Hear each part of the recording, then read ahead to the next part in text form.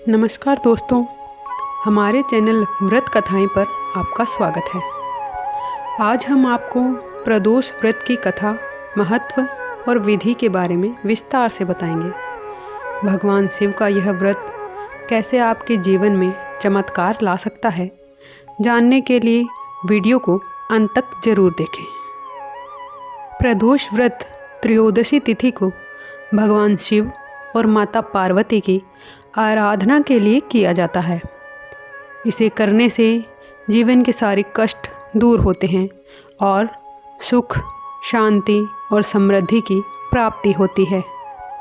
आइए जानते हैं व्रत की विधि।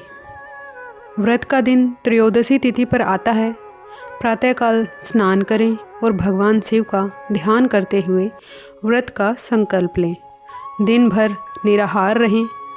संध्या के समय स्नान करके स्वच्छ कपड़े पहनें। पूजा के लिए शिवलिंग को गंगाजल, दूध, दही और शहद से स्नान कराएं।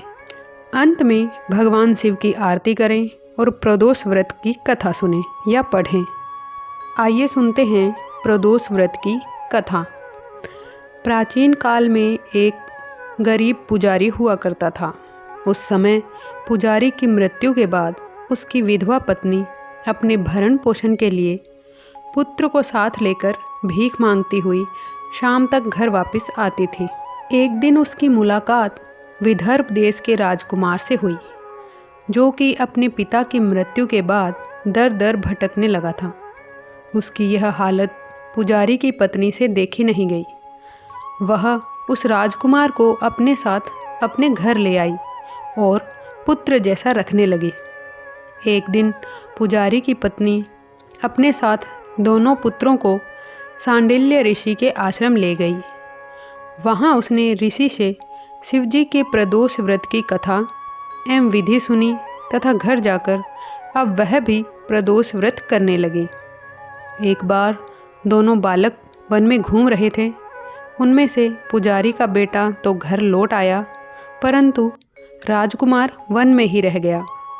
उस राजकुमार ने गंधर्व कन्याओं को क्रीड़ा करते हुए देखा तो उनसे बात करने लगा। उस कन्या का नाम अंशुमति था। उस दिन वह राजकुमार घर देरी से लौटा। राजकुमार दूसरे दिन फिर से उसी जगह पर पहुंचा जहां अंशुमति अपने माता पिता से बात कर रही थी। तभी अंशुमति के माता पिता ने उस राजकुमार को पहचान लिया तथा उससे कहा कि आप तो विदर्भ नगर के राजकुमार हो ना, आपका नाम धर्मगुप्त है ना। अंशुमति के माता पिता को वह राजकुमार पसंद आया और उन्होंने कहा कि शिवजी की कृपा से हम अपनी पुत्री का विवाह आपसे करना चाहते हैं। क्या आप इस विवाह के लिए तैयार हैं?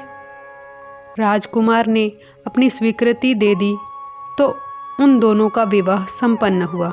बाद में राजकुमार ने गंधर्व की विशाल सेना के साथ विदर्भ पर हमला किया और घमासान युद्ध कर विजय प्राप्त की तथा पत्नी के साथ राज्य करने लगा।